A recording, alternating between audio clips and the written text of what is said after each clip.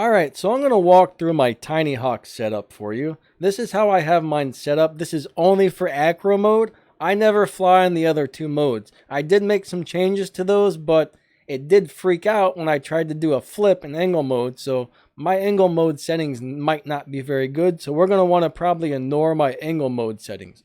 But in setup, if you set this, as soon as you plug this thing into Betaflight, this is what you're going to see. Now, if you can set your quad perfectly level, you can see as I move the quad around, it's moving around on the screen. If you can set that perfectly level and then click calibrate accelerometer, that thing should hover almost perfectly level for you. But you need to make sure you've got it perfectly level before you calibrate it. All right, so that's something you may or may not want to do. I did it to mine, and it actually made an improvement. So ports, we're going to leave that stock. We're not going to change anything here. Configuration, we're going to change one setting if you want to. Down here where it says arming, minimum arm angle, all right? I think it's set to 45 degrees stock. And what that does is it pretty much won't arm unless it's setting on a flat surface. If you change this to 90 or 120, I mean, you can have it upside down and it's going to arm. So that's kind of personal preference. You can change that if you would like. It's not going to change the way it flies. It's just going to change whether it arms when it's setting perfectly flat, or you can make it so it'll arm anytime you want, no matter what position the quad is in, which is what I like. So 90 or 120 on that should work just fine. All right. After you do it, make sure you hit this. If you change anything on this menu, make sure you hit the save and reboot. All right, after you do that, unplug the quad, plug it back in, and re-go into the software. So, power and battery, you shouldn't need to change anything here. That should be all fine stock. Now, PID tuning, this is where we're going to make the changes. Okay, rate profile 3 is, I think, the very beginner's mode. Rate profile 2 is for angle mode, and rate profile 1 is for your acro mode. All right, I'm going to show you acro mode because I know my acro mode settings are good. My other two settings might not be so great because I never fly on them, and I have changed stuff and I haven't tested them, so I'm not going to show you those. We're only going to look at my acro mode settings. All right, so proportional right here, 100, 100, and 90. Integral, 120, 120, and 90. Derivative, 90, 90, and 40. Feed forward, 90, 90, and 80.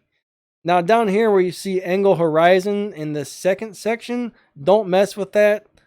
Those are your angle and horizon mode settings. And as you can see, mine didn't respond very well when I tried to flip it. That freaked out. So maybe those settings aren't good. I never fly in that mode, so I don't really worry about it. Now over here on the right hand side, we've got feed forward. Most all of this is stock, except for I clicked the little box right here to turn on the I-term rotation. The VBAT PID compensation is turned on.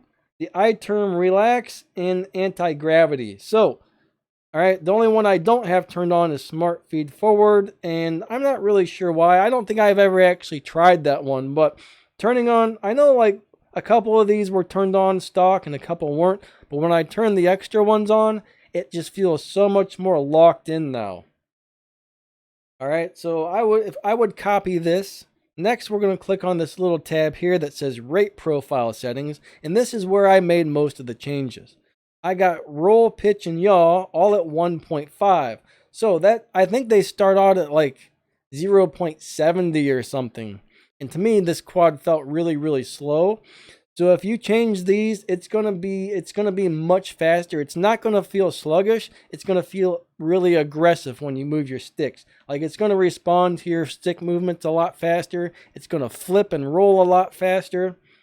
And then I adjusted my super rates down to 0.62. All right, when you move the full stick to do a flip or a roll, the super rates can slow down or speed up your roll rates even more. So if I put them past 62 with the settings of 1.5 on the rates, anything past 62 flips so fast it's unbelievable.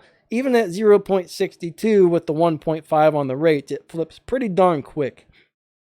Now, I removed all my expo. That's something you might not want to do because zero expo is going to make these sticks feel a lot more sensitive around center stick. A lot of people love Expo. Usually I love Expo as well.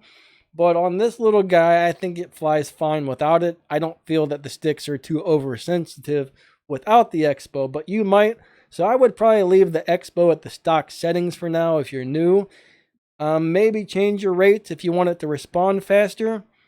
If you're happy with the way the overall sticks feel, I would leave these all stock and then maybe just change these. Go ahead and check these couple things at first. All right, what I told you to turn on over here.